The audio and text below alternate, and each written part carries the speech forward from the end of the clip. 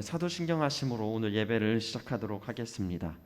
나는 전능하신 아버지 하나님 천지의 창조주를 믿습니다. 나는 그의 유일하신 아들 우리 주 예수 그리스도를 믿습니다. 그는 성령으로 잉태되어 동정녀 마리아에게 나시고 본디오 빌라도에게 고난을 받아 십자가에 못 박혀 죽으시고 장사된 지 사흘 만에 죽은 자 가운데서 다시 살아나셨으며 하늘에 오르시어 전능하신 아버지 하나님 우편에 앉아 계시다가 거기로부터 살아있는 자와 죽은 자를 심판하러 오십니다. 나는 성령을 믿으며 거룩한 공교회와 성도의 교제와 죄를 용서받는 것과 몸의 부활과 영생을 믿습니다. 아멘. 오늘 이 시간 함께 찬양하겠습니다.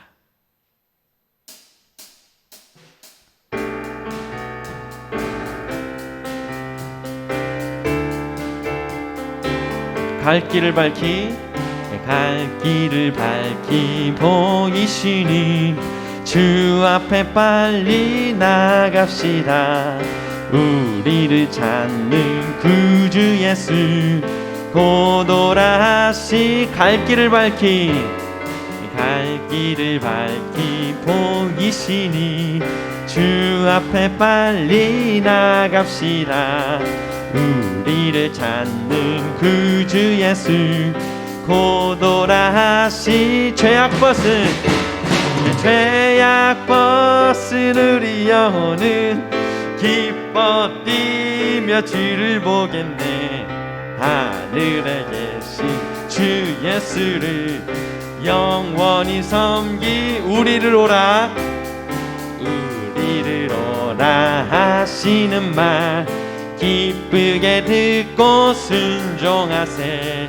구주를 믿기 지체 말고 속속히 나가. 죄악 벗은 우리 영혼은 기뻐 뛰며 주를 보겠네. 하늘에 계신 주 예수를 영원히 섬기. 주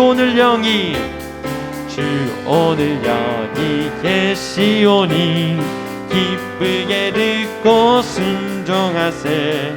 듣기도 하며 생각하니 참 진리시로. 죄악 벗은 우리 영혼은 기뻐 뛰며 주를 보겠네. 하늘에 계신 주 예수를 영원히 섬기. 갈 길을 밝히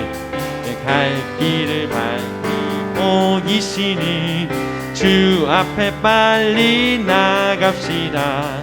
우리를 찾는 구주 예수 곧 오라. 죄악 벗은 우리 영혼은 기뻐 뛰며 주를 보겠네. 하늘에 계신 주 예수를 영원히 섬기. 죄악 벗은 우리 영혼은 기뻐 뛰며 주를 보겠네. 하늘에 계신 주 예수를 영원히 섬기리.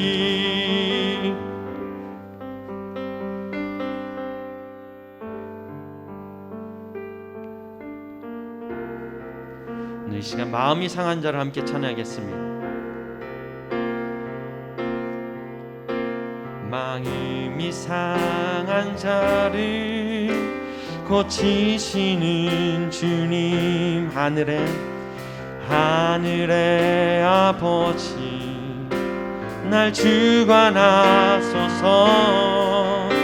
주의 길로 인도하사 자유케 하소서.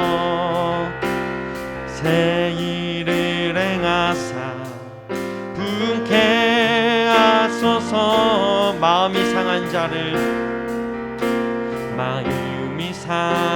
자를 고치시는 주님. 하늘의 아버지 날 주관하소서. 주의 길로 인도하사 자유케 하소서. 새 일을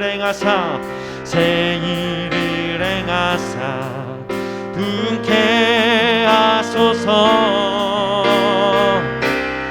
의에 줄이고 목이 마르니 성령의 기름 부으소서. 의에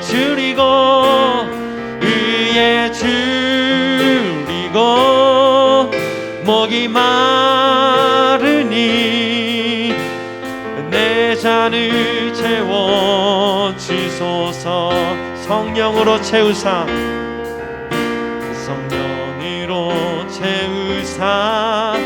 주 보게 하소서. 주의 임재 속에 은혜 알게 하소서. 주 뜻대로 살아가리. 세상 끝날까지 나를 빚으시고 새나 열어주소서. 의에 줄이고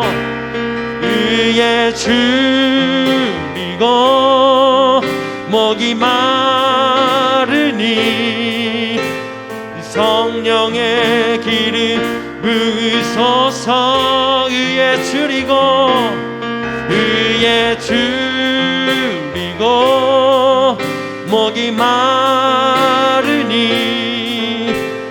내 잔을 채워주소. 의에 줄이고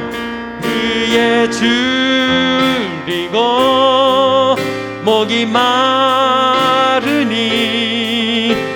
성령의 기름 부으소서. 의에 줄이고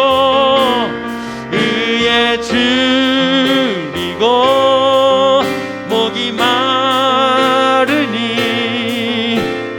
내 잔을 채워. 하나님, 우리가 목마릅니다. 의에 줄이고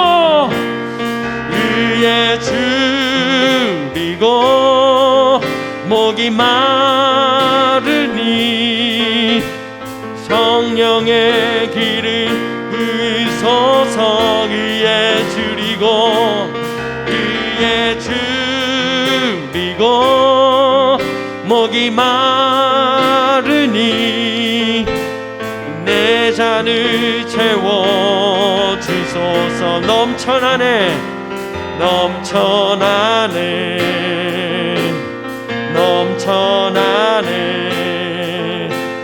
주를 향한 내 속에 갈망이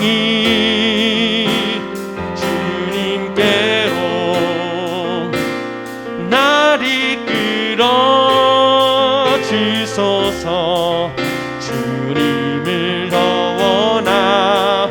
넘쳐나네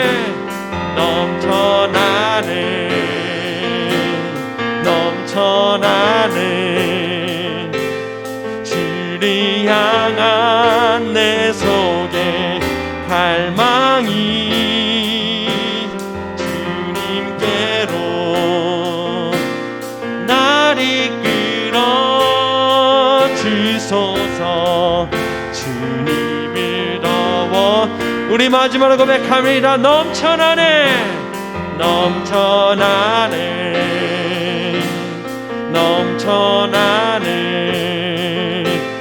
주를 향한 내 속에 갈망이 주님께로 날 이끌어 주소서. 주님을 더 원합니다. 하나님, 오늘 이 자리에 하나님 우리의 발걸음으로 나왔습니다. 하나님, 무엇보다 하나님을 향한 마음과 주님과 가까워지기를 원해서 오늘 이 자리에 나왔습니다. 나의 갈급함과 갈망, 그리고 하나님 때로는 숨겨져 있는 갈망과 갈급함, 오늘 주님을 만나고 돌아가게 하셔서 정말 그 아픔과 고통이 가득한 이 세상 가운데 찬양을 노래하며 주님을 노래하며 살아갈 수 있는 인생으로 우리를 이끌어 주시옵소서라고 오늘 예배를 두고 다 같이 기도하시겠습니다. 사랑의 하나님, 감사드립니다. 하나님, 무엇보다 하나님 우리 속에 있는 갈망이 샘솟기를 소망합니다. 무너져 있는 것들이 하나님 다시 살아나는 시간이 되기를 소망합니다. 하나님, 주님을 향한 갈망이 무엇보다 충족되는 시간 되게 하시옵소서. 하나님, 주님께로 나를 이끌어 주시옵소서. 나를 이끌어 주시옵소서. 하나님의 위대하신 능력이 우리의 삶 가운데 가득하기를 소망합니다. 하나님, 우리가 주님을 더욱더 원합니다.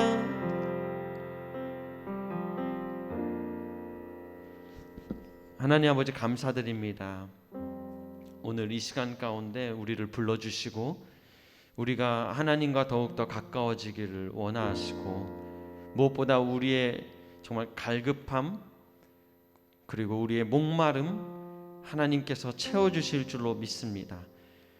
하나님, 성령의 기름을 오늘 부어주셔서 우리가 이 땅 가운데 하나님의 나라를 노래하며 살아갈 수 있는 한 사람 한 사람으로 주님 세워주시옵소서. 하나님, 우리가 땅의 것을 바라보는 게 아니라 우리는 하늘을 바라봅니다.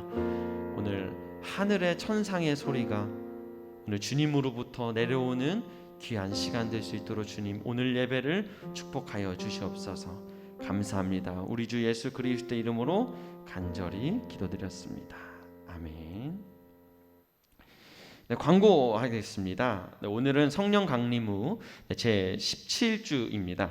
그리고 또 군선교 주일로 지켜지기 때문에 우리 오늘 이 시간에 정말 하나님께서 이 군교회를 사랑하시고 군선교회에 정말 의미를 두고 계신다는 것을 알고 자부심을 가지고 살아가는 우리가 되었으면 좋겠습니다. 수요일 예배 관련돼서 말씀드릴 것이 있는데요. 수요일 이 저녁 예배는 우리 병사들이 위주로 좀 예배를 드리는 게 좋겠다라는 판단이 들어서 그렇게 예배를 드리고, 특히 이 친구들이 수요일 날에도 예배를 나온다는 게 굉장히 큰 헌신을 가지고 군인들이 그렇게 나오는 게 힘들잖아요. 그런데 이렇게 꾸준히 나오는 친구들이 있더라고요. 그래서 그 친구들을 이렇게 위주로 해서 예배를 드리도록 했고요. 저희 군가족분들과 우리 간부님들께서는 이제 온라인으로 이렇게 예배를 같이 드려주시면 감사하겠습니다. 그리고 세 번째 광고인데요. 소그룹 제자 교육을 조금 진행을 하려고 합니다. 기간은 한 2달 요 정도를 지금 생각을 하고 있는데요. 그렇게 해서 줌으로 진행할 예정이고 1대1로는 아니고 우리 함께 조금 그룹을 지어서 제가 생각하는 건 2-3 그룹 정도를 생각 중입니다. 그렇게 해서 함께 진행을 하면 좋을 것 같고, 소그룹 진행할 수 있는 책은 제가 따로 이제 집에다가 배송을 해드릴게요. 따로 뭐 교회에 못 오시는 분들도 계시고 할 수 있으니까 집에다 배송해 드릴 테니까 그 주소를 적어 주시면 제가 그 책을 배송해 드리도록 하겠습니다. 그래서 가능한 일정도 차후에 조금 정하도록 하겠습니다. 그리고 저희가 그 수요일 날에 예배 드리시던 분들은 조금 당황하셨을 것 같은데요. 제 인터넷이 저기 센터에 있는 메인이 고장 났다고 합니다. 그래서 제가 설교를 다 마치고 저기 뒤를 갔더니 고장이 났다고 하면서 그렇게 나오더라고요. 그래서 기사님 불러서 이런저런 얘기했더니 한 화요일쯤에 고쳐질 수 있을 것 같다, 이런 이야기를 해서 이번 수요일 예배 때는 좀 차질이 없도록 진행을 하도록 하겠습니다. 네, 오늘 말씀은 경계선을 넘어가라라는 말씀입니다. 성경은 요한복음 3장 14절에서 16절 말씀입니다. 오늘 하나님께서 우리에게 주신 말씀은 요한복음 3장 14절에서 16절 말씀입니다.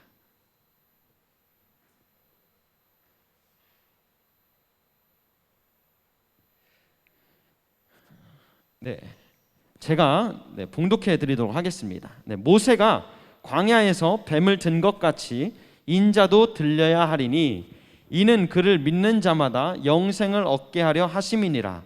하나님이 세상을 이처럼 사랑하사 독생자를 주셨으니 이는 그를 믿는 자마다 멸망하지 않고 영생을 얻게 하려 하심이라. 아멘.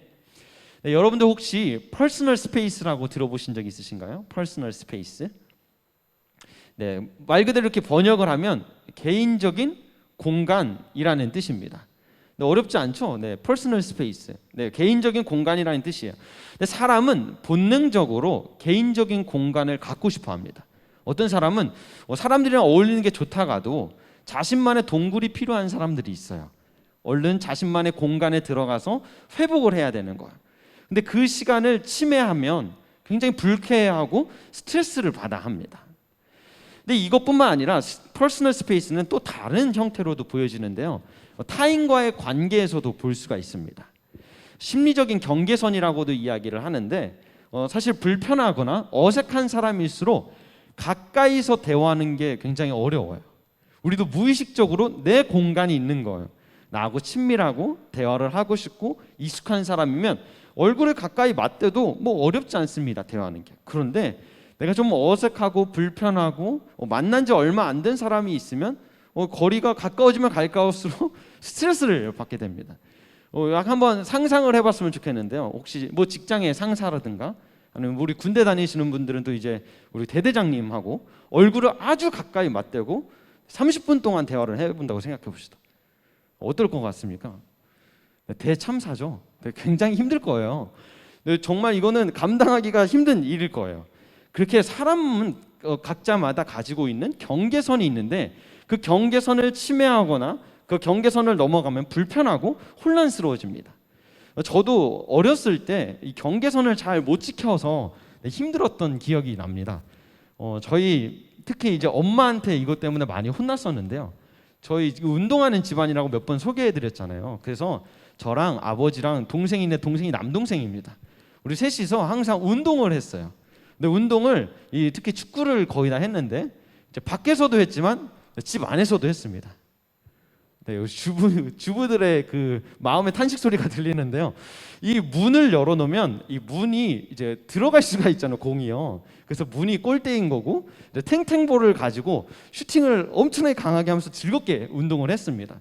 근데 그럴 때마다 되게 웃기게 어머니께서 그 단골 멘트가 있었어요. 이제 그만. 이게 몇 번씩 이렇게 얘기를 하셨어요. 어머니께서 뭔가 굉장히 이상한 기운을 감지를 하셨나 봐요. 근데 웃기게도 어머니께서 이제 그만했을 때 우리는 계속했어요. 왜냐하면 우리는 남자잖아요. 남자는 운동에 미치는 사람들이에요. 그래서 승부욕을 주체를 못하고 막 계속 축구를 하다가 제가 찬 슛, 특히 제가 찬 슛이 그랬어요. 제가 찬 슛이 자꾸 어머니가 그렇게 아끼고 사랑하고 애정하던 화분에 맞는 거예요. 그래서 그게 딱 떨어지는 순간 이제 큰일 나는 거죠. 어머니께서 내가 그만하라 했지 라고 몇 번씩 얘기를 하셨어요. 근데 그럴 때마다 저는 이제 아버지를 방패막이 삼아가지고 몇 번 살았던 그런 기쁨을 누렸던 적이 있습니다. 근데 이렇게 경계선이라는 것은 넘지 말라고 있는 거예요. 경계선은 넘지 말라고 있는 거고 경계선을 넘어버리면 위기를 만들기도 합니다. 또한 이 경계선을 넘으면 고통스러운 상황이 펼쳐지기도 합니다. 그러니까 경계한다고 해서 경계선을 그은 거겠죠. 근데 오늘 말씀에서는 이 경계선상에 걸려있던 사람이 한 사람이 등장해요. 그 사람의 이름은 니고데모라는 사람이었습니다. 니고데모를 1절을 보니까 어떤 사람인가 봤더니 3장 1절입니다. 니고데모는 바리새인이었어요. 바리새인이었고 당시에 특별히 뭐 바리새인이라고 모두 다 좋은 사람은 아니었겠죠. 근데 그 당시에 선한 사람으로 인정받았던 사람이었습니다. 그러니까 니고데모는 아주 윤리적이었고 또 도덕적이었고 아주 친절했던 사람이에요. 그 이 사람은 또 돈이 많았어요. 돈이 많았는데 자기 자신을 위해 쓴 게 아니라 남을 도와주는데 이 돈을 쓰기도 했던 굉장히 윤리적이었던 사람이에요. 근데 이렇게 사회적으로 인정받았던 니고데모가 오늘 1절을 보니까 2절을 보니까 누굴 찾아왔냐면 예수님을 찾아왔어요. 예수님을 찾아왔는데 1절, 2절에 잠깐 보면 밤에 찾아와 있다고 해요. 밤에 찾아왔다고. 어두운 밤에 찾아온 거죠. 왜 그러면은 니고데모는 이 밤에 찾아왔을까요? 아무래도 좀 눈치가 보였을 거예요. 우리가 2주 전에 제가 설교했던 그 성전 정화 사건 있죠. 성전을 뒤엎은 사건, 그 사건 종교 지도자들의 센터 중에 한 사람이 이제 바리새인들이었습니다.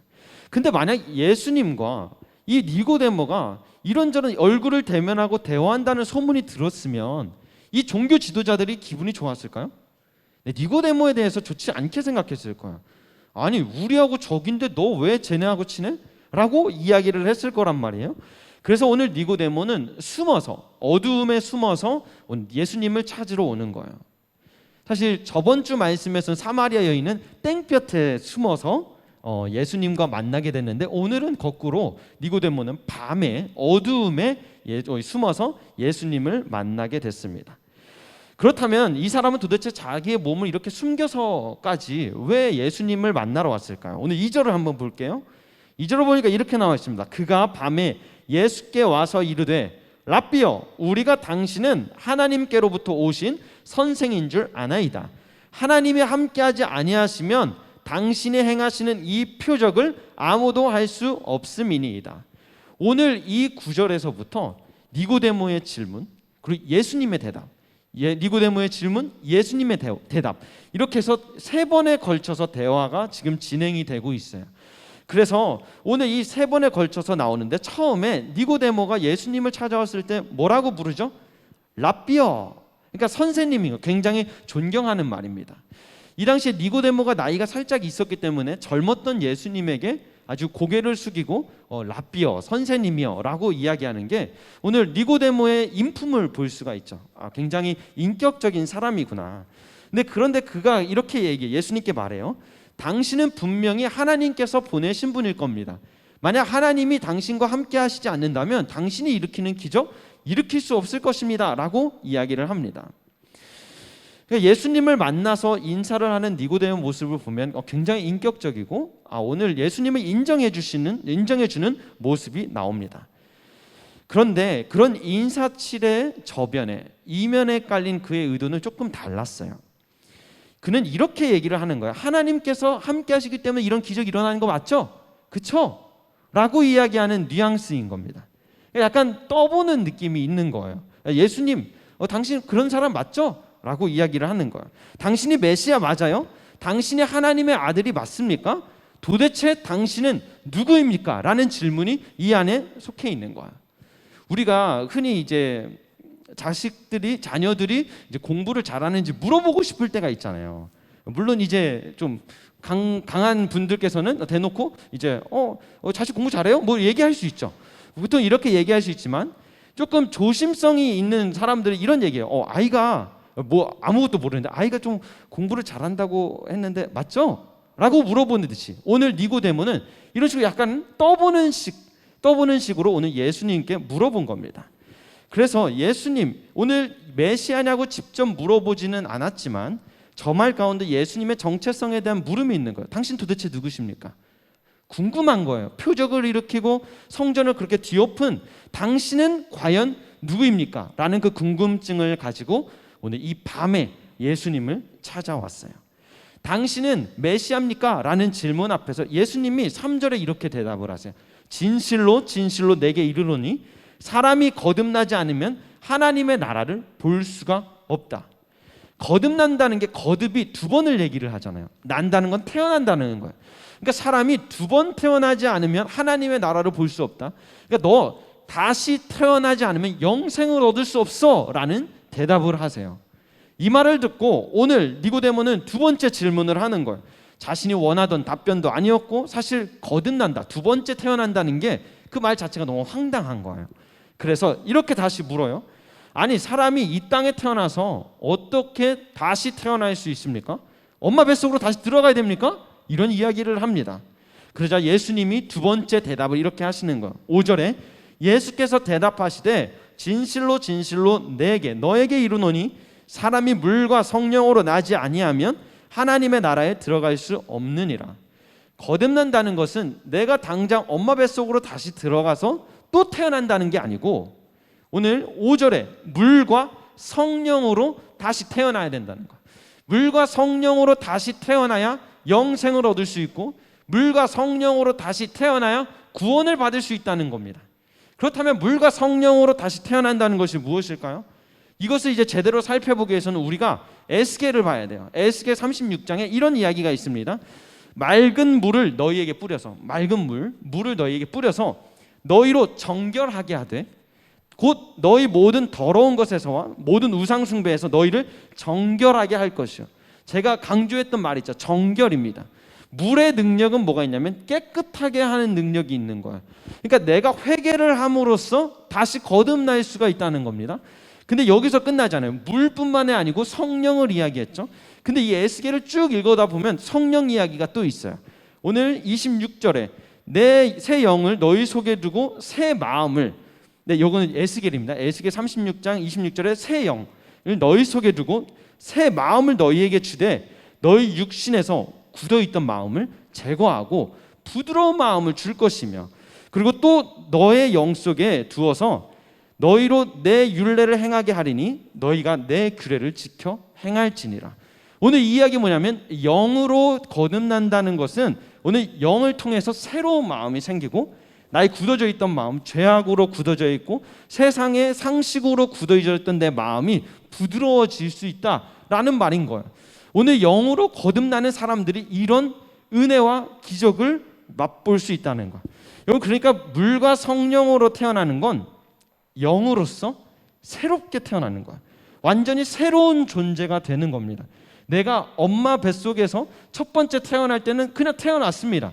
그것도 감사한 일이지만 거기서 멈춰서는 안 되는 게 우리가 물과 성령으로 하나님으로부터 다시 거듭나야 된다. 오늘 이 말씀을 하고 계십니다. 그러면서 이 성령에 대해서 예수님께서 더 구체적으로 요한복음에 이렇게 얘기를 하세요. 8절에 바람이 임의로 부를 때 내가 그 소리는 들어도 어디서 와서 어디로 가는지 알지 못하나니 성령으로 난 사람도 다 그러하니라.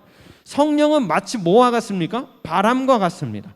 그래서 이 기원을 알지 못하는 거예요. 어디서 와서 어디로 갔는지를, 우리 바람은 어디서 왔는지 알지를 못해요. 그러면서 이 바람은 굉장히 임의적이에요. 그 단어가 랜덤이라는 거죠. 이 바람이라는 것 자체가. 이와 마찬가지로 성령은 어디서 와서 어디로 가는지를 몰라요. 그리고 이 성령은 이처럼 이 사람이 이 임의적이라는 거예요. 근데 성령은 이렇게 인간의 힘과 능력으로 예측할 수가 없다는 거예요. 하지만 성령은 느낄 수 있어요. 바람이 있다는 것을 느낄 수 있듯이 성령도 있다는 것을 반드시 느낄 수 있다. 오늘 예수님께서 말씀을 하세요. 이에 대해서 니고데모가 질문으로 이렇게 응수를 하는 거예요. 어떻게 그런 일이 벌어지겠습니까? 이게 니고데모의 마지막 질문이었어요. 어떻게 이런 일이 벌어지겠습니다. 오늘 뭘 물어보냐면 거듭남, 그럼 거듭남의 비밀을 알려주십시오. 거듭남이 무엇입니까? 라고 물어보는 거야. 예수님께서 대답을 하세요. 야, 너는 이스라엘 선생인데 그거 몰라? 라고 물어보십니다. 왜냐하면 우리 에스겔에서 방금 봤죠. 물과 성령으로 거듭나는 것은 성경에 적혀 있었어요. 이 사람들은 분명 머리로는 알고 있었다는 거예요. 그런데 오늘 이렇게 물어보는 이유는 의도적으로 거부했기 때문에, 의도적으로 거부했기 때문에 오늘 예수님께 이렇게 물어보는 거야. 그러니까 니고데모는 자신이 생각하는 바운더리, 자신이 생각하는 경계선 안에서 살았어요. 그러면서 그 밖에 벗어나면 위험하다고 생각한 거야. 자신이 생각했던 윤리, 자신이 생각했던 계산, 거기에서 벗어나면, 자신이 생각했던 그 유대교, 여기서 벗어나면 자기가 죽는 줄 아는 거야. 자기가 굉장히 큰 불편함을 가져다 줄 거라는 것을 알았던 거예요. 하지만 이렇게 니고데모의 질문, 거듭남이 어떻게 가능한지를 예수님께서는 친히 대답을 해주세요. 14절에 이렇게 나와 있습니다. 모세가 광야에서 뱀을 든 것 같이 인자도 들려야 하리니. 여러분들, 모세가 이 광야에서 뱀을 든 사건이 그 민수기에 나옵니다. 이 사건이 무슨 사건이냐면 이스라엘 백성들이 죄악을 저지른 거예요. 하나님께 원망하고 막 그런 죄악을 저질러서 그들에게 벌이 임했어요. 그 벌이 뭐였냐면 불뱀. 뱀 중에서도 불뱀이 그들에게 다가와서 그들을 물어서 그들이 막 죽기 시작하는 거예요. 죄악의 결과로 그들이 엄청나게 죽고 있습니다. 그때 이 백성들이 너무 고통스러워서 울부짖는 거예요. 하나님, 우리 좀 제발 살려주세요. 하나님, 우리 좀 제발 살려주세요 하고 울부짖기 시작합니다. 하나님께서 그 소리를 들으시고 모세에게 명령을 하세요. 너 놋뱀을 만들어서 저렇게 올려놔라. 그걸 보는 자마다 살 것이다. 그걸 보는 자마다 살 것이다. 그러자 사람들은, 본 사람도 있었겠고 안 본 사람도 있었겠죠. 본 사람들은 정말 하나님의 말씀대로, 하나님의 약속대로 살게 됐습니다. 여러분들, 이것이 그 모세 그 놋뱀 사건입니다. 여기서 하나님의 구원을 느낄 수가 있는 거야. 하나님은 우리가 울부짖고 우리가 정말 이 죄악 가운데 있지만 하나님을 찾으면 하나님이 도와주신다는 겁니다. 근데 여기서 이 사건이 끝나지 않아요. 하나님의 구원 사건은 여기서 멈추지 않습니다. 14절, 모세가 광야에서 뱀든 것과 같이 인자도 들려야 하리니. 인자가 누구시냐면 우리 예수님이세요. 예수님께서 십자가에 들려 올라가셨습니다. 그리고 그 십자가에 들려 올라가시고 나서 죽으셨지만 다시 부활하시고 하늘로 다시 한번 들려 올라가신 거예요. 노뱀을 봤을 때 구원을 얻지만 오늘 15절에 정확하게 했어요. 이는 그를 믿는 자마다 영생을 얻게 하신다는 것. 오늘 예수님은 믿어야 되는 겁니다. 오늘 노뱀은 보는 것으로 끝났지만 예수님은 믿었을 때 우리가 무엇을 얻게 되냐? 구원을 얻게 되는 겁니다. 오늘 그 모세 그 이스라엘 백성들과 같이 우리도 죄악으로 죽을 수밖에 없는 영혼들이에요. 그렇게 불뱀에 물려서 죽을 수밖에 없는 영혼들이지만 오늘 예수님께서는 친히 자신의 몸을 버리고 처참하게 십자가에 매달려 죽으시면서 부활하신 후에 우리에게 구원을 약속해 주셨습니다. 여러분들 그분을 믿을 때 영생을 얻게 되는 거예요. 거듭남은 그분을 믿을 때 생기는 겁니다. 오늘 니고데모의 질문과 예수님의 대답에 혹시 이렇게 들으시면서 굉장한 긴장 상태가 느껴지시나요? 저는 이 말씀을 준비하면서 처음에 잘 이해가 되지 않더라고요. 이게 무슨 말이지 그러면서 또 연구하고 또 연구해보면서 굉장한 긴장 상태가 있는 거예요. 오늘 니고데모의 질문과 예수님의 대답이 이게 상응하지 않을 때가 굉장히 많습니다. 약간 예수님 어쩔 때는 좀 뜬금없는 이야기를 하시는 것 같기도 합니다. 근데 니고데모가 이런 일이 있었던 이유는 니고데모가 인간적으로 이해했던 것과 예수님의 영적인 선언이 맞지 않기 때문에, 충돌하기 때문에 이런 일이 벌어지는 거예요. 분명히 둘이 같은 것을 말하고 있어요. 같은 것을 말하고 있는데 서로 다른 생각을 하고 있습니다. 동상이몽이라고 하죠. 오늘 예수님과 이 니고데모는 같은 것을 말하는 것 같은데 끝을 보니까 완전히 다른 거예요. 근데 왜냐하면 오늘 이 긴 대화를 통해서 니고데모의 진짜 상태가 드러나기 때문입니다. 오늘 니고데모는 어떤 사람이었냐? 경계선에 걸쳐 있던 사람입니다. 메시아 예수님에게 갈 것인지 아니면 자신을 안전하게 지켜주는 그냥 유대교에 머물러 있을 것인지, 아니면 오늘 정말 믿음을 선택을 할 것인지, 아니면 사람들에게 그냥 인정받아도 되는 그런 윤리만 선택할 것인지, 오늘 그 경계선상에 걸려있던 사람입니다. 이 경계선을 넘지만 않으면 그는 평탄한 인생 살 수 있었어요. 사람들한테 인정도 받아요. 물질도 있어요. 윤리적이에요. 도덕적이에요. 그 사람은 문제가 없던 사람이에요. 경계선만 지키고 있으면 문제 없었습니다. 그런데 오늘 주님께서는 니고데모에게 그런 길을 소개하지 않으십니다. 경계선 안에 그냥 머물러서 착한 아이처럼 살아가는 거, 도덕적인 삶만 살아가는 거, 오늘 예수님은 그런 길을 소개하지 않으세요. 경계선을 넘어가라고 하십니다. 아까 제가 서론에서 말씀드렸죠. 경계선을 넘는 건 위기를 자초할 수 있어요. 굉장한 스트레스를 만들 수 있습니다. 근데 오늘 예수님이 소개하시는 길은 어떤 길이냐? 경계선을 넘어가라는 거예요. 근데 오늘 경계선을 넘으면 분명히 위험해요. 자기가 이룩했던 업적을 포기해야 될 수도 있고요. 오늘 심지어 세상에서도 속삭입니다. 경계선을 넘지 마. 경계선 넘으면 너 반드시 불편할 거야 라고 세상에서도 속삭입니다. 하지만 예수님께서는 분명히 말씀하세요. 그 윤리의 경계, 이성의 경계, 출현의 경계, 계산의 경계를 뛰어넘으라고 말씀하세요. 그럴 수 있는 능력은 내 힘이 아닙니다. 우리가 어떻게 경계선을 넘겠어요? 우리에게 걸려있는 것들이 있는데 우리가 어떻게 우리의 힘으로 경계선을 넘겠어요? 그래서 물과 성령으로 거듭날 수 있도록 도와주시는 겁니다. 물과 성령으로 거듭날 때 그것을 감당할 수 있다는 거예요. 여러분들 그때 믿음이 생기는 거예요. 믿음에 필요한 것은 니고데모가 했던 관찰과 추론이 아니었어요. 예수님을 보면서 이 사람 혹시 메시아는 아닐까? 이 사람이 혹시 세상을 구원한다는 그 구세주는 아닐까라는 그런 관찰로 오늘 기적이 일어나는 게 아니에요. 정말 위험해 보이지만 도덕과 윤리와 계산의 경계선 안에 있는 한 절대 니고데모는 구원받을 수 없었습니다. 위험해 보이지만 경계선 밖으로 나가야 되는 거예요.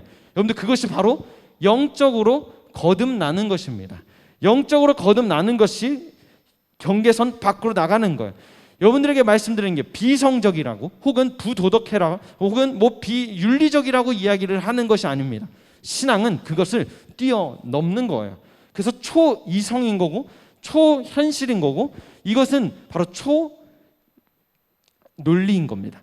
오늘 그것을 뛰어넘으라고 오늘 주님께서 말씀하세요. 이게 뭐냐면 바로 새로운 피조물이 되는 거예요. 우리가 새 사람이 되는 겁니다. 이전 것은 지나갔으니 보라 새 것이 되었도다.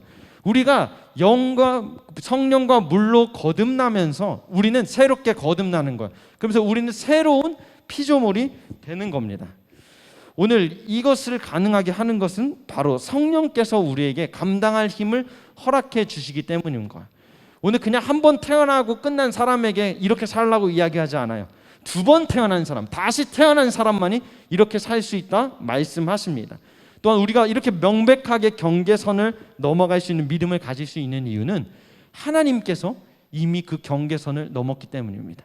오늘 3장 16절 우리가 너무나도 많이 읽었고 너무나도 많이 외웠던 그 말씀, 그 복음의 정수가 왜 드러나는지 오늘 한번 읽어보도록 하겠습니다. 하나님이 세상을 이처럼 사랑하사 독생자를 주셨으니 이는 그를 믿는 자마다 멸망하지 않고 영생을 얻게 하려 하심이라. 하나님이 무엇을 사랑하셨습니까? 세상을 사랑하셨어요. 유대인만이 아니라 니고데모가 속해 있었던 유대인들만이 아니라 이방인이 속한 우리 모든 인류를 하나님이 사랑하셨어요. 얼마나 사랑하셨냐면 이처럼 사랑하셨다는 거예요. 이처럼 하나님께서 사랑하셨는데 오늘 그 주님께서 너무나 사랑하셔서 자신의 목숨을 버리시고 자신의 아들을 보내세요. 그 아들이 독생자인 거예요. 여러분들 독생자는 단순히 외동아들 정도로 생각해서는 안 돼요. 독생자는 더 정확하게 말씀드리면 독존자입니다. 유일하게 존재하는 그분을 이 땅에 내려오게 하셔서 그분이 십자가에 매달려 죽으시고 다시 사시면서 우리에게 부활의 능력을 주셨다는 겁니다. 여러분들 이것만큼 경계를 뛰어넘는 사랑은 없습니다. 이것만큼 경계선을 뛰어넘는 사랑이 없단 말이에요. 여러분들 신의 아들이 죽다니요? 이게 이성적으로 이해가 됩니까? 여러분들 우리 윤리적으로 한번 생각해 볼까요? 윤리적으로 자신의 사랑하는 아들을 이 땅에 내려와서 그렇게 처참하게 죽이고 심지어 죄도 없는 그 아들을 자발적으로 내려오게 하는 게 윤리적입니까?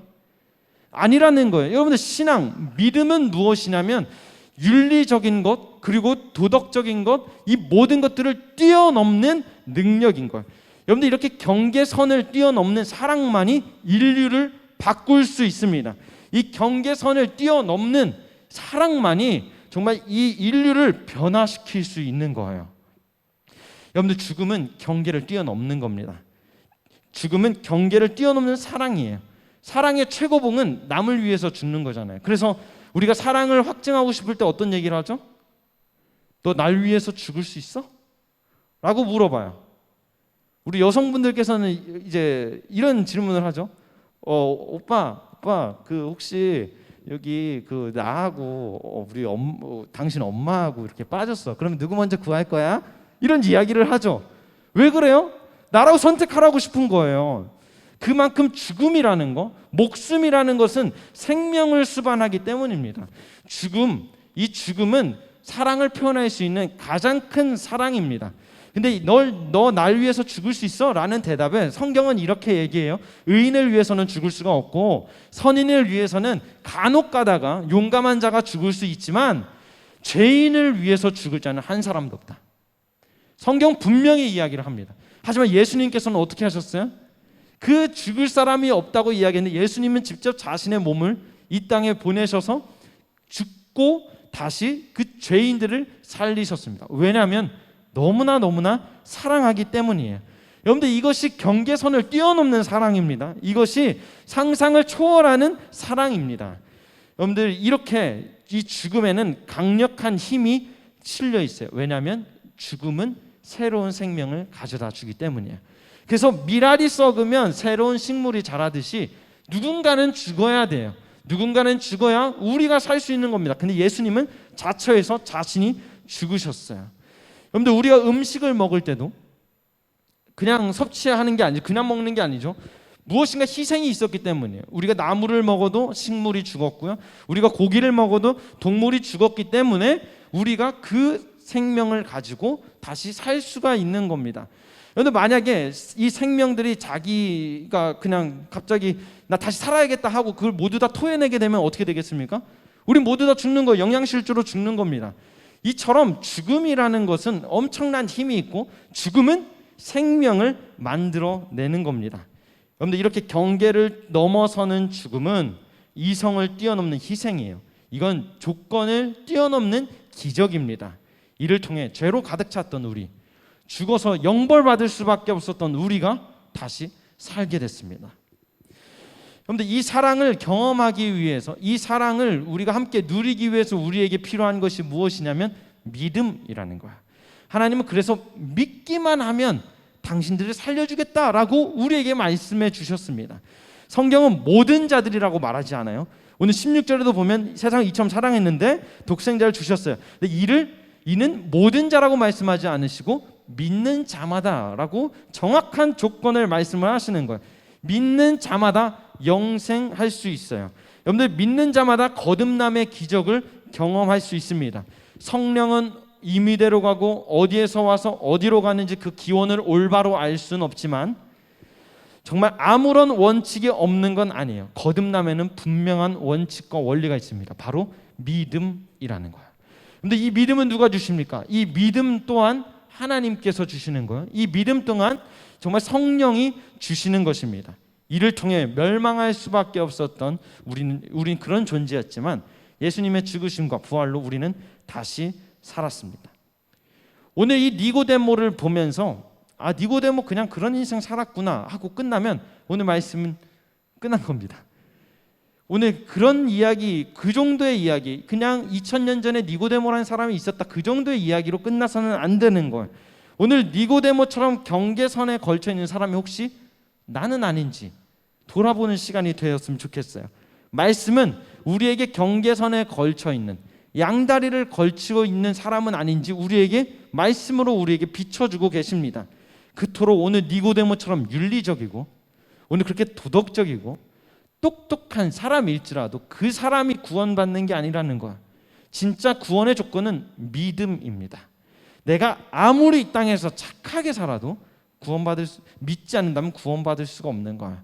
정말 믿는 사람은 윤리적으로 살겠죠. 구원받은 사람은 윤리적으로 살고 도덕적으로는 살 수는 있겠지만 도덕적으로 산다고 믿음이 있는 것은 아니라는 거야. 오늘 이 니고데모가 자기가 유대인이라고 생각해서 자기는 구원받을 거라고 생각했어요. 근데 우리에게 생각을 해보면 우리가 교회를 다니고 있다고 해서 내가 교회 신앙생활을 하고 있다고 해서 거기서 믿음의 문제가 끝나는 것이 아니라는 거예요. 여러분들 교회는 구원의 무임승차를 시켜주는 것이 아닙니다.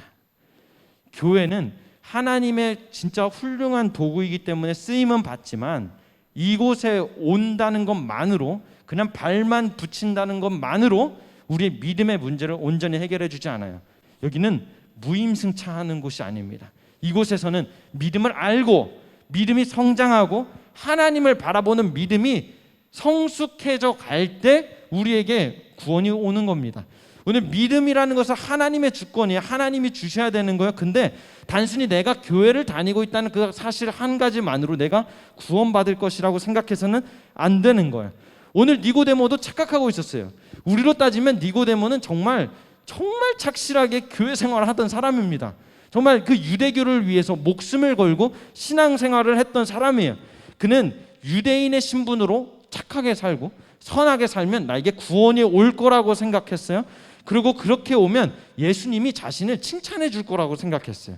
오늘 욕을 먹기 위해서 가진 않았을 거 아니에요. 니고데모가 오늘 예수님을 만나서 이런저런 질문하면서 예수님이 그래도 나를 좀 인정해 주겠지, 예수님이 나를 그래도 칭찬해 주겠지, 이렇게 착하게 살고 이렇게 선하게 살고 이렇게 도덕적으로 살았는데 그러지 않았을까, 이런 생각을 가지고 오늘 예수님을 찾아왔어요. 근데 예수님의 반응은 꾸짖음과 책망뿐이었습니다.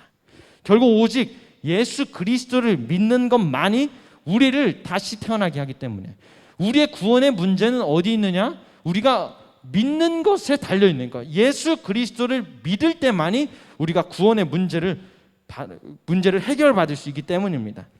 자신의 아들을 이렇게 내어주면서 경계선을 넘으신 예수님께서 지금 우리에게 이렇게 말씀하세요. 경계선을 넘어오라고. 경계선을 넘어오라고.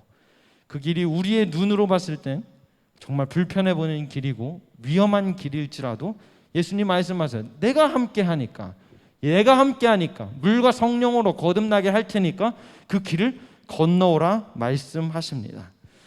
여러분들 이번 주부터 우리가 그 소그룹 모임을 할 겁니다. 근데 그 가운데서 우리의 믿음이 정말 성장하는 시간이 되었으면 좋겠어요. 성령은 임의대로 와서 어디로 가서 어디로 가는지 몰라요. 그래서 때로는 내가 믿겠습니다 라고 해서 믿는 게 아니잖아요. 마음을 주셔야 믿음이 생기는 거잖아요. 근데 그것은 들음에서 난다고 했어요. 믿음은 들음에서 난다. 우리가 소그룹 모임을 통해서 말씀을 듣고 말씀을 들어가면서 점점 우리의 믿음이 성숙해지고 내가 이전까지 알았던 그 믿음의 수준보다 훨씬 더 높은 수준의 믿음을 쟁취하는 여러분들이 되었으면 좋겠습니다. 이를 통해서 우리의 경계를 넘어갔으면 좋겠어요. 내가 딱 이 정도로만 신앙생활을 했던 거, 내가 이 정도로 경계를 지어놨던 것을 뛰어넘고 하나님이 진짜 나에게 바라시는 믿음, 하나님이 진짜 나에게 원하시는 믿음을 정말 소유하기를 간절히 소망합니다. 그래서 정말 진리를 관통하는 말씀이 우리 가슴 속에 정말 맺혀지는 은혜가 있기를 소망합니다. 결론입니다. 예수님의 죽음은 논리적으로 이해할 수가 없습니다. 신이 어떻게 죽습니까? 예수님의 죽음은 윤리적이지도 않습니다. 자신의 사랑하는 아들을 죄도 없는데 어떻게 십자가에 매답니까? 예수님의 십자가의 죽음은 논리도 이성도 윤리도 도덕도 설명할 수 없어요. 그것을 뛰어넘으셨어요. 그래서 그분은 죽음의 경계선을 넘어가셨어요. 남들이 다 하는 사랑, 경계선 안에 있는 사랑은 누구나 할 수 있습니다. 내가 사랑하는 사람들, 내가 원하는 사람들 사랑하는 거 누구나 다 할 수 있습니다. 하지만 예수님은 그 경계선을 넘어서서 죄인인 우리까지 구원하셨습니다. 그 경계선을 넘는 것이 우리에게 고통을 주는 것일 수도 있고 때로는 우리에게 상당한 희생을 강요하는 것일 수도 있지만 예수님 말씀하시는 건 성령이 우리와 함께 하시기 때문입니다. 우리가 감당할 수 있다는 거예요. 우리가 새로운 피조물로 거듭나기 때문에 이전에 나는 못합니다. 근데 새로운 피조물, 새로운 차원의 것을, 새로운 영적 차원의 것을 본 사람은 할 수 있다는 거예요. 그 선택 앞에서 오늘 니고데모는 어떤 선택을 했는지 나오지 않아요. 예수님한테 갔는지 아니면 예수님한테 안 갔는지 그것에 대해서 성경은 정확하게 이야기하고 있지 않습니다. 정말 애매모호하게 끝났어요. 그런데 우리는 정확한 답을 내리기를 소망합니다. 믿음이 유일한 희망이다. 믿음이 우리를 살릴 수 있는 유일한 길이다. 여러분들 우리 경계선을 넘어갑시다. 그래서 그 경계를 초월하기를 소망합니다. 예수 그리스도를 믿는 믿음을 최우선으로 가지는 여러분들이 되시기를 간절히 소망합니다. 우리가 가지고 있는 지금 신앙생활과 우리의 영적 상태는 최상이 아닙니다. 여러분들 우리는 더 잘할 수 있어요. 지금 여기서 말씀을 전하고 있는 저도 정말 더더욱 성장하기를 매일매일 바라고 있습니다. 여러분들께서도 지금의 신앙에 머무르지 마시고 지금의 신앙에서 그냥 끝났다 생각하지 마시고 더 그 영적 피치를 올려서 하나님께서 기뻐하시는 진짜 믿음을 소유하는 우리 모두가 되기를 간절히 축원합니다. 오늘 이 시간에 우리 함께 찬양하겠습니다. 찬양할 때 우리 보혈을 지나 함께 찬양하겠습니다.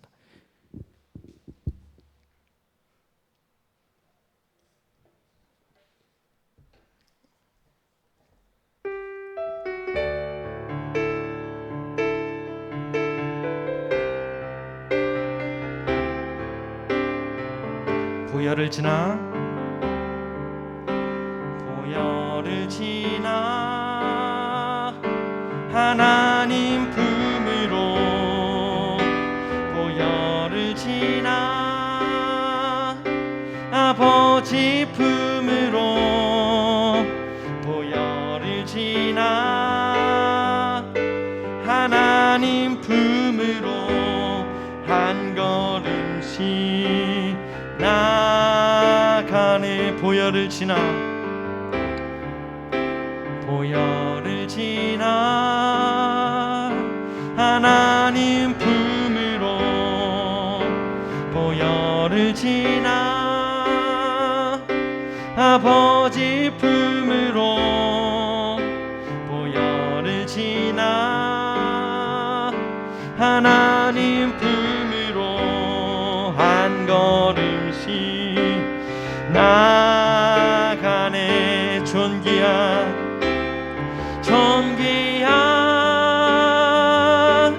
주 보혈이 내 영을 새롭게 하시네. 존귀한 주 보혈이 내 영을 새롭게 하네. 존귀한 주 보혈이 내 영을 새롭게 하시네. 존귀한 주 보혈이 내 영을 새롭게 하네.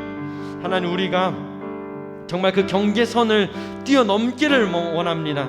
하나님, 우리가 그 경계선을 뛰어넘을 수 있는 이유는 주님이 이미 그 보혈을 뛰어넘으시고 보혈을 지나셔서 하나님 우리에게 오셨기 때문입니다. 우리를 구원하셨기 때문입니다. 우리가 주님의 그 보혈을 의지하면서 나의 영이 새롭게 되고 새로운 피조물로 거듭나기를 소망합니다. 하나님, 이전에 있었던 신앙생활에서 만족하는 인생이 아니라 하나님 더욱더 높은 차원의 영적 차원을 열게 하여 주시옵소서. 하나님, 나의 능력으로 하는 것이 아니라 오직 물과 성령으로 거듭날 때 가능하오니 주님, 오늘 이 시간에 우리에게 임재하여 주셔서 이 삶을 감당할 수 있도록 하나님, 주님이 정말 우리에게 원하시는 믿음을 가질 수 있도록 주님 축복하여 주시옵소서. 오늘 이 시간에 오늘 말씀을 붙잡고 다 같이 기도하시겠습니다. 하나님, 함께하여 주시옵소서. 하나님, 존귀한 주 보혈이 나의 영을 새롭게 합니다. 하나님, 나를 새롭게 할 유일한 것은 주님의 보혈입니다. 주님, 나를 새롭게 하시옵소서. 이전 것에 만족하며 살아가는 인생이 아니라 내 이전 것을 경계로 삼고 하나님 경계선을 지나가는 것을 부담스러워하는 인생이 아니라 나와 함께 하시는 주님, 오늘 니고데모와 같이 경계선상에 있는 우리를 불쌍히 여겨주셔서 진정한 믿음을 소유하게 하시옵소서. 하나님, 진정 주님이 믿어지게 하여 주시옵소서. 나의 유일한 우선순위, 내 최고의 가치임을 믿게 하시옵소서. 하나님께서 자신의 아들을 보내시는 이해가 되지 않는 비이성적인 것들, 하나님 이해가 되지 않는 윤리, 하나님 그럼에도 불구하고 하나님은 그것을 뛰어넘으셨습니다. 하나님께서 그것을 뛰어넘으시고 뛰어넘는 사랑으로 우리를 안아주시고 우리를 살려주시고 우리를 구원하셨습니다. 그 사랑에 보답하는 인생이 되기를 원합니다. 간절히 소원합니다. 하나님, 위대하신 하나님의 이름만 높여드리는 인생 살기를 간절히 소원합니다. 내가 정해놓은 경계대로 사는 것이 아니라 말씀대로 살기를 원합니다. 그 경계를 찢어버리신 예수님, 그 휘장을 찢어버리시면서 경계를 완전히 부수신 예수님, 그 예수님을 바라보면서 살아가는 인생 되게 하여 주시옵소서. 하나님, 우리 한 영혼 한 영혼 주님 붙잡아 주시옵소서. 이 악해져가는 세상 가운데 온전한 믿음을 주님께서 요구하십니다. 주여 주여 하는 자마다 다 천국에 갈 것이 아니요 오직 주님의 말씀을 온전히 믿고 나아가는 자들에게 하나님 천국의 길이 열릴 줄로 믿사오니 이 마지막 때에 하나님 우리가 진짜 믿음을 증명하게 하여 주시옵소서. 물과 성령으로 도우사 새로운 피조물이 되어 온전히 감당할 수 있는 능력 허락하여 주시옵소서.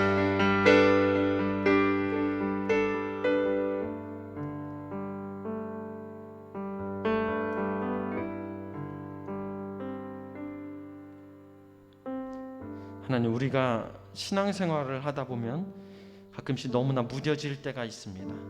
나는 당연히 구원이겠지, 나는 당연히 교회를 다니고 있기 때문에 내가 구원받고 있겠지, 이런 안일한 생각을 할 때가 너무나 많습니다. 하지만 하나님, 그 경계선 안에 갇혀 있는 것, 그 경계선을 넘지 못하는 것을 우리가 자각하게 하시고 거기에서 만족하지 않게 해주세요. 하나님은 우리를 처음 지으셨을 때 너무나도 아름답게 지으셨습니다. 하나님의 형상대로, 하나님의 모양대로 그 능력을 뿜어낼 수 있도록 지으셨습니다. 지금 내가 합리화시키고 안 될 거야, 여기까지일 거야 라고 이야기하는 것은 하나님의 형상에 맞지 않습니다. 하나님, 우리가 하나님의 형상을 기억하면서 하나님께서 만드신 위대한 걸작이라는 것을 믿으면서 하나님 그 경계선을 뛰어넘을 때 하나님께서 물과 성령으로 거듭나게 할 것이고, 다시 한번 새로운 피조물이 되어서 하나님의 나라를 멋지게 만들어가는 주님의 일꾼으로 세워주실 것을 믿습니다. 하나님, 우리는 연약합니다. 하지만 하나님이 강하십니다. 그래서 우리는 할 수 있습니다. 우리가 너무나 익숙해졌던 그 하나님의 사랑, 너무나 익숙해졌던 그 예수님의 십자가를 내 가슴 속에 다시 한번 불일 듯 일으키셔서 포기하지 않고 하나님 나라를 위해서 끝까지 달려갈 수 있도록 성령님 우리를 도와주시옵소서. 하나님, 오늘 주님 앞에 드려진 예물이 있습니다. 하나님, 이 예물에 하나님 정말 축복하여 주셔서 하나님 무엇보다 하나님 나라를 위하여 쓰임받는 예물이 될 수 있도록 주님 도와주시옵소서. 하나님, 작은 것 같습니다. 처음에 우리가 드리는 것이 부족한 것처럼 보일 수도 있습니다. 하지만 주님 말씀하시는 것은 그것을 통해 마음이 담긴 예물이라면, 마음이 담긴 하나님 그 헌금이라면 주님께서 기뻐 받으신다고 말씀하십니다. 그리고 그것을 통해 하나님은 하나님의 나라를, 하나님의 통치를, 하나님의 주권을 멋지게 세워 나가실 것입니다. 하나님, 우리가 그런 자부심을 가지고 그런 믿음을 가지고 주님 앞에 이 예물 드렸사오니 주님 기뻐 받아 주시옵소서. 이제는 자신의 목숨을 계산 없이 내어주신 우리 주 예수 그리스도의 은혜와 자신의 독존자를 내어주셔 우리에게 경계를 넘어서는 사랑을 부어주신 아버지의 무한하신 사랑하심과 우리가 새로운 피조물이 될 수 있도록 믿음 주시고 성령으로 물로 세례를 베푸시는 성령님의 역사 교통하심이 오늘 예배를 드린 모든 강병대 성도님들 머리 위에, 대한민국 군대 위에, 각 가정 위에, 코로나로 고통받고 있는 이 세계 위에 영원토록 함께 하시기를 간절히 축원하옵나이다. 아멘. 하나님께 영광의 박수 올려드리겠습니다.